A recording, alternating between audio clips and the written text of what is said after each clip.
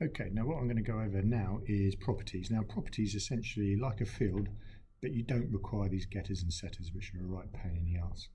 So to create a property, just type prop, and there is a snippet for that, and tab. So I'm going to call mine x prop. Now notice I'm capitalizing it because the rules for properties are they should be capitalized in C#. Now it has a get and set there. Now what that means is I can get that directly and I can set it directly.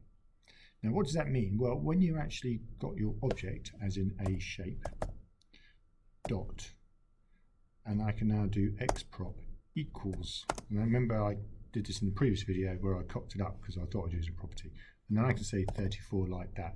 Now that's much nicer than the line above. All right. So if you're going to be creating your own programs, then use properties rather than fields.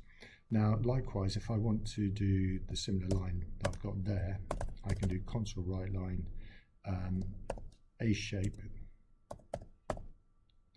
dot x prop. Okay, so it's as easy as that. So I think it's a much simpler method. Now just a quick one on the here. Now if I want to the setter to be private, I can just do that. Okay, so that means now that I can only, private means that I can only access these variables x and y and this property here inside this method. Now notice that's now come up with, oh no, you can't do that, you can't set that value. Now I could, because it's private, I could do it inside, like the draw for instance. I could go x prop equals 45, and that's fine. But because it's private, the setting, I can't do that. Likewise, if I changed, let's create another one here, private,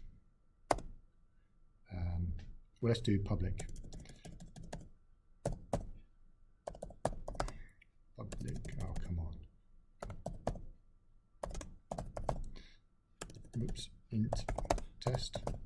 Okay, now because that's public, I can see that from here. I can say a shape dot test, and you'll see a lot of programs on the internet that do it like that. It's viewable. Okay, I can access it from outside the class, which is fine. But if I make that private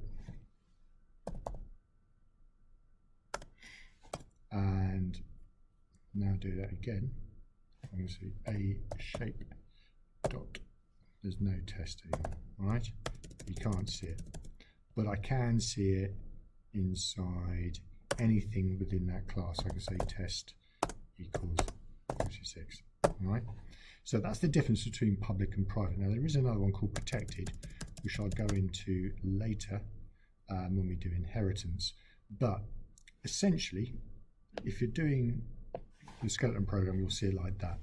If you're writing your own object-oriented programs, you're better off using properties because it just saves an awful lot of hassle with this getters and setters, which I think you'll see in like Java and things like that. Okay, there we go. Thank you.